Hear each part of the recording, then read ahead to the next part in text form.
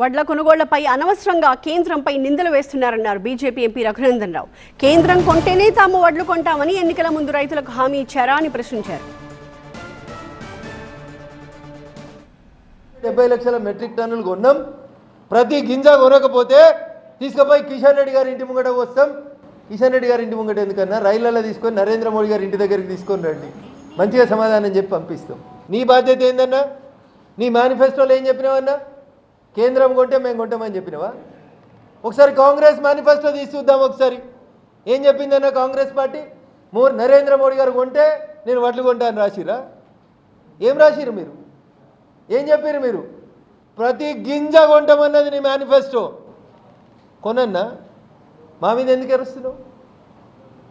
మా మీద ఎందుకు అరుస్తున్నావు అంటున్నా.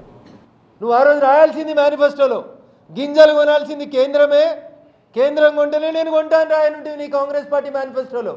ఎవరు పీసీసీ ప్రెసిడెంట్ ఆ రోజు? ఎవరు? ఇదే రేవంత్ రెడ్డి ఆ రోజు పీసీసీ ప్రెసిడెంట్గా రాసిండు ఎలక్షన్ మేనిఫెస్టో. సన్నట్లకు బోనస్లు ఇస్తా అన్నావు, ఎంఎస్పీ మీద 500 పెంచి ఇస్తా అన్నావు, ప్రతి గింజ కొంటా అన్నావు, నానినా తడిసినా మొలకలు వచ్చినా కొంటా అని రాసినావు. ఏంది మాట్లాడుతున్నావు మరి? అలా మోడీ గారిని దిగుమనే నైతికకు నీకెక్కడిది? తుమ్ము తూసిపోయే ముఖ్యమంత్రి పదవి నీది. సిద్ధరామయ్యని మార్చి డీకేలు పెట్టినట్టు నిన్నెప్పుడు మారుస్తారో, నువ్వెప్పుడు పోతావో తెలియదు. నీ కుర్చీ కోసం నువ్వు మా గురించి మాట్లాడేది.